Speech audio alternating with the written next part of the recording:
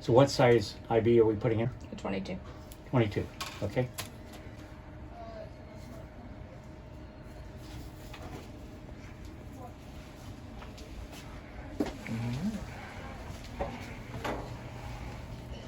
Alright, so this is the LifeFlow Rapid Infuser.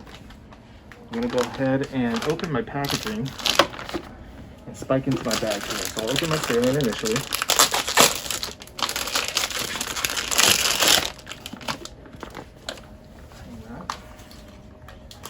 So it's a 500 ml bag. Correct. Open my packaging. I've got my tubing along with the quick guide. These are the quick instructions for reference. In our instructions for use, there's the IFU here, also for reference in more detail. This is the LifeFlow handle. I'm going to set that aside initially. I'm going to start by opening my tubing. And this will all come as one piece. There's nothing to set up. So I'm just going to go ahead and tear off my strip there. I'm going to find the spike end of my tubing. Do my cap.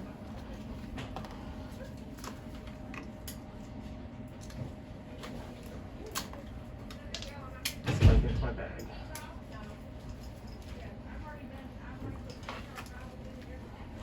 The air check chamber will start to fill on its own. As it starts to fill, I'm going to go ahead and place my syringe into my handle. Open the canopy by finding these two indentations. Open that up there.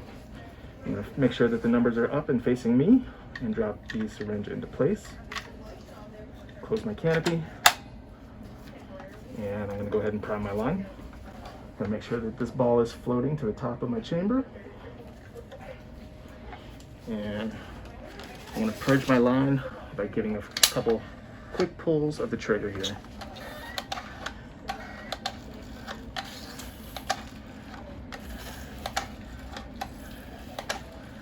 Once I've made sure my line is purged, I'll go ahead and clean my site.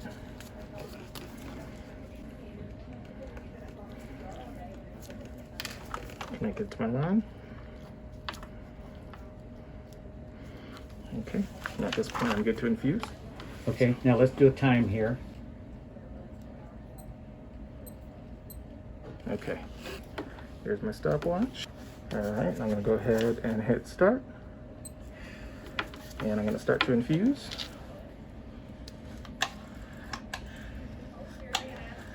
We're gonna see how long it takes to give him 500 ml.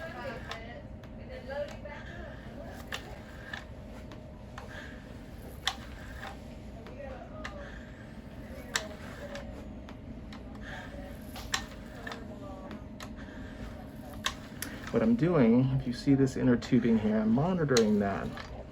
With our smaller gauged IVs, that will start to expand and then collapse back down. And it's something that we want to monitor just to make sure that we're not putting too much pressure on your line. So you'll have an extra hand here that you can monitor your site with. But it's also nice to be able to reference this. So that swells up if you're getting back pressure? Correct. Okay. So this will help relieve the pressure on your site. Okay. And as this swells, you want to just give it an extra second before you squeeze that handle again, just to allow it to alleviate that pressure before you give it another squeeze. Okay.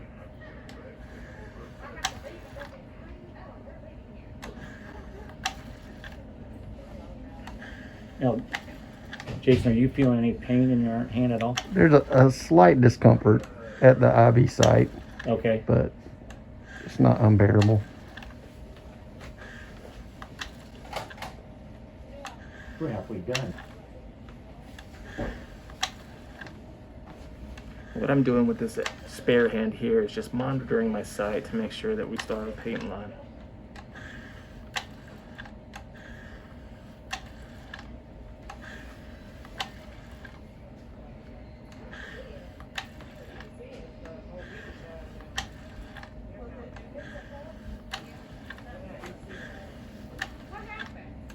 What's your clock say? 207. 2:07. Okay. 2 minutes.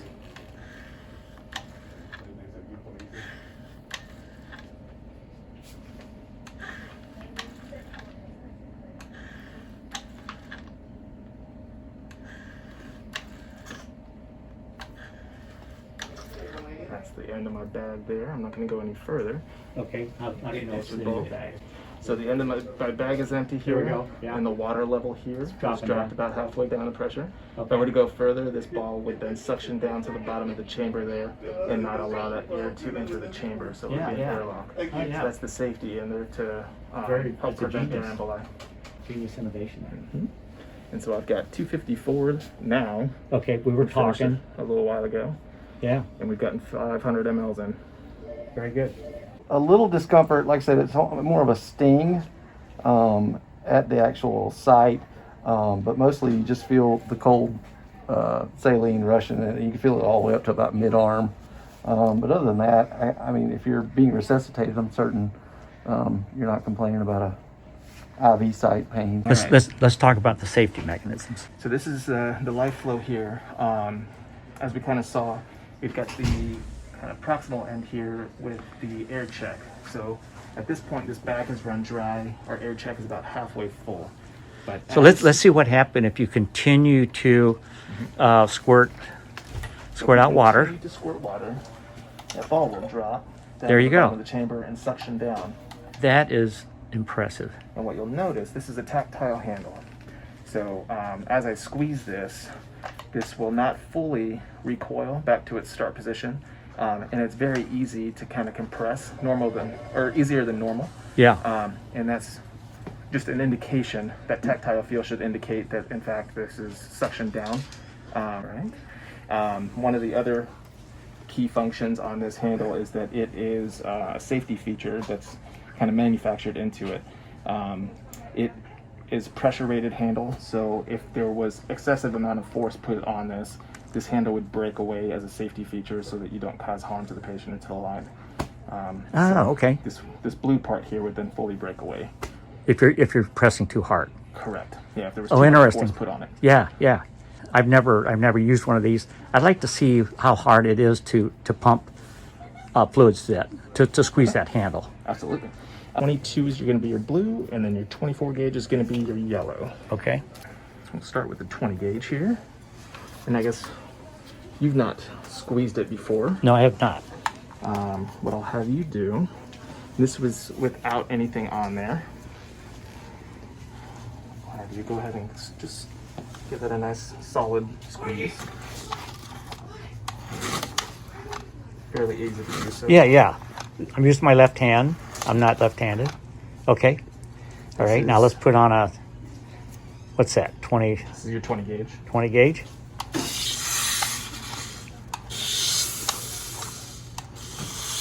Okay. It's not hard. Okay. It's not hard at all.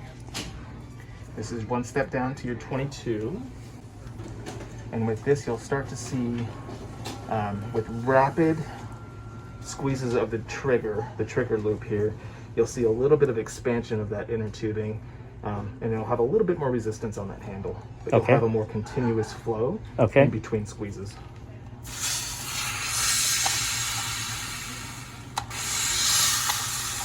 Okay. So this is expanding right here when I do this? It is.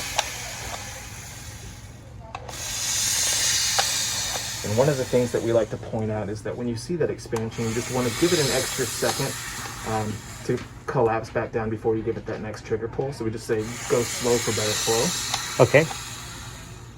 Okay, good. Okay. So let's go now to 24 gauge.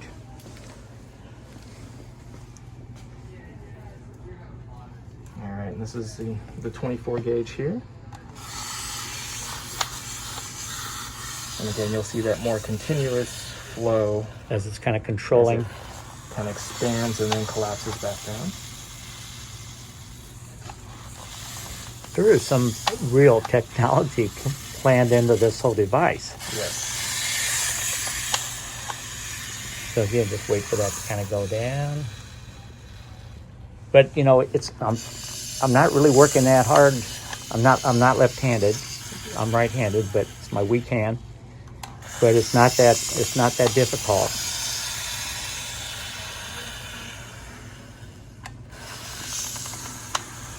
And really, as the provider who's administering the fluid, you can go as fast or as slow as you'd like to go. Yeah. So so what I'm going to do, I'm just going to go as fast as I want right now. Okay. So it blocks me a little bit. You'll have that excess pressure. There we go. And Okay. it's because of that expansion. Of the Oh, tubing. interesting. So I'm trying to, so it won't let me. Okay, good. What a genius device. I should point out you do have the lure lock adaptation here, the port, so you can administer medication should you need to. Okay. And that would be through push medications. You wouldn't want to keep anything connected to it while you're rapidly administering Right, fluid. because it'll shoot it back out at you. Correct. Yeah, so for push medications, and then you would want to detach whatever it is that's connected in. Okay. All right. Well, good. So that's a 24 gauge, and And then again, we'll go back to just normal. Go ahead. yeah, not difficult at all. No. Yeah. All right. Good.